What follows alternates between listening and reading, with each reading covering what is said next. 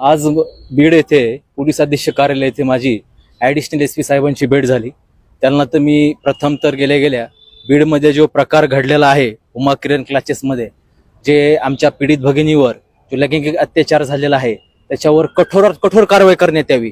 विजय पवार आणि खाटोळकर यांचं काय जे स्कॅन्डल असन, यांची काय टोळी असन, ही नेस्ताभूत करण्यात यावी आणि त्या दोघांची नार्को टेस्ट करून, त्या आरोपींची नरधावांची नार्को टेस्ट करून अजून किती जण ह्याच्यामध्ये आरोपी आहेत, अजून किती जण ह्याला सहकार्य करत होते आणि किती मुलींचे लैंगिक शोषण केलेत, बाल मुलींचे, त्यांची पण चौकशी झाली पाहिजे असा निवेदन दिलं.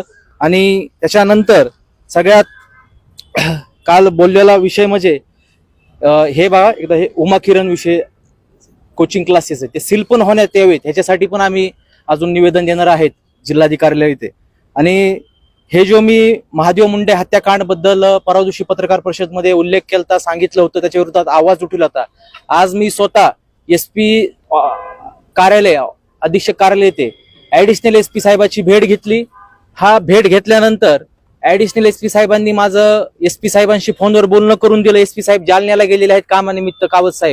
कावत साहेबांनी मला सर्व निवेदन अर्ज इन्व्हर्ट करायचे सांगितले, मी त्याप्रमाणे केले आहेत.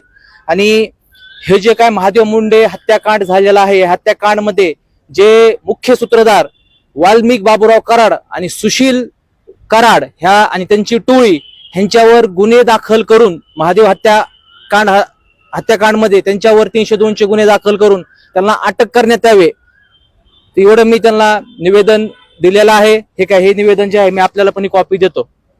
त्याच्यामध्ये तुमचा जबाब नोंदवला जाणार आहे का, किंवा त्याबाबत काही त्यांच्याशी बोलण्यात आलंय? हा, नक्कीच. मला आजच निरोप पण आलेला आहे आणि आज पाटोदा पोलीस स्टेशनद्वारे मला लेखी पण भेटणार आहे. जे महादेव मुंडे हत्याकांड मध्ये जे आयो आहेत त्या आयोंचा मला आज निरोप आलेला आहे पाटोदा पोलीस स्टेशनच्या मार्फत. माझा उद्या जबाब दिला जाणार आहे.